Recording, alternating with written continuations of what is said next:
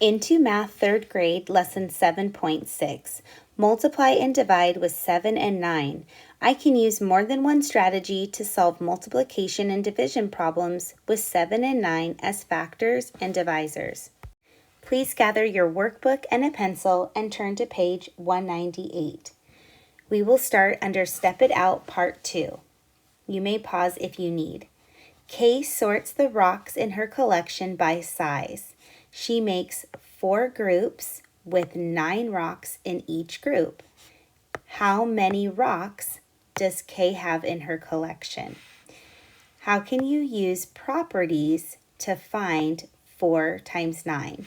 So we're going to be looking at different strategies and properties on how to solve this problem, 4 times 9. Part A asks us to complete the array to represent the rock collection. So they have already started here by making 4 rocks in one row. I believe that's to represent the 4 rows. And so in each row, there would be 9. So if you'd like to pause and complete this array on your own, you may do so and come back.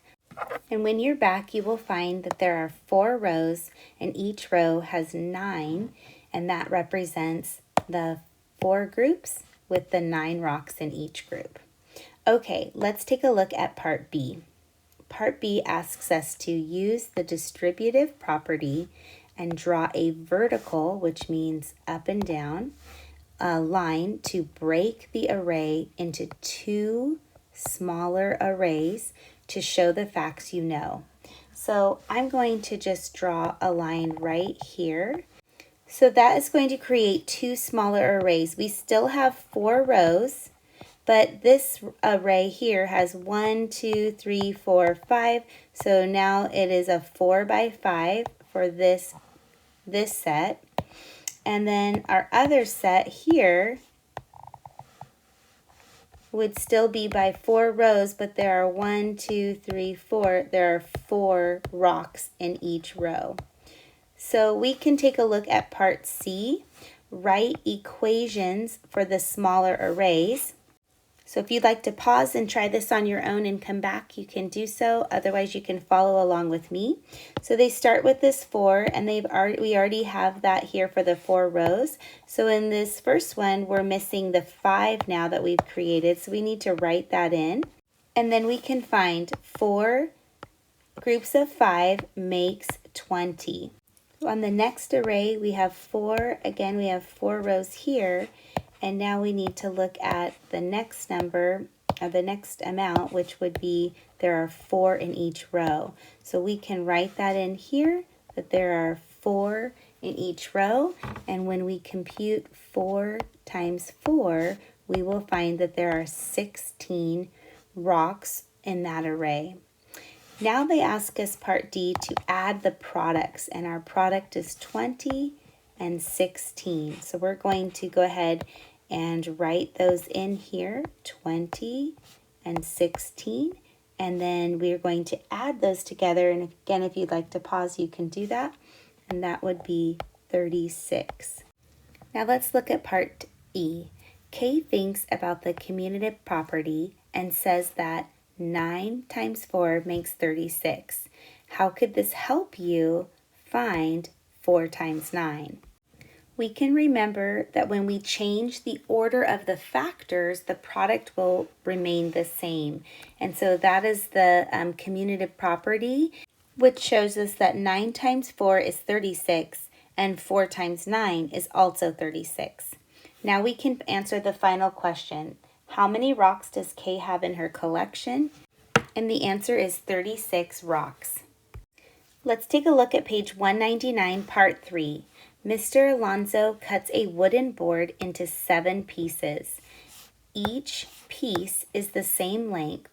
How long is each piece? They have drawn a board that is 35 inches, and they've already cut the board into 7 pieces.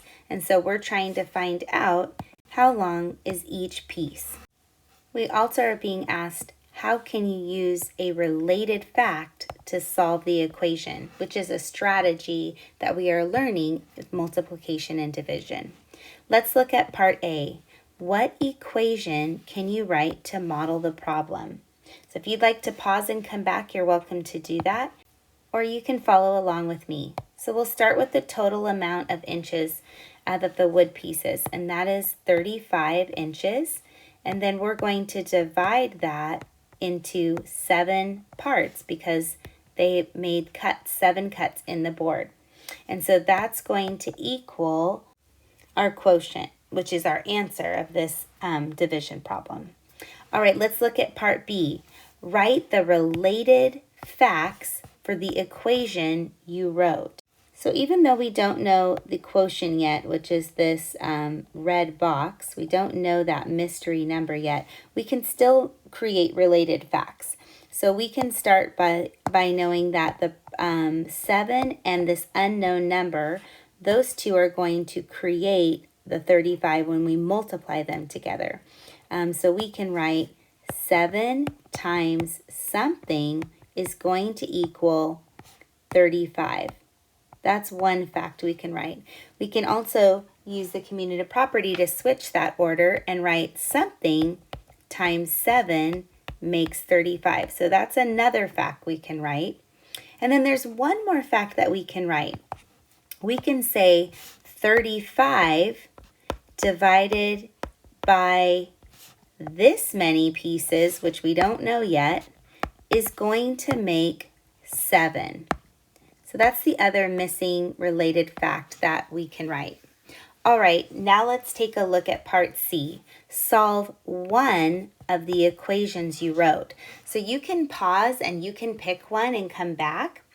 And otherwise you can follow along with me. I'm going to pick the first one here that we wrote.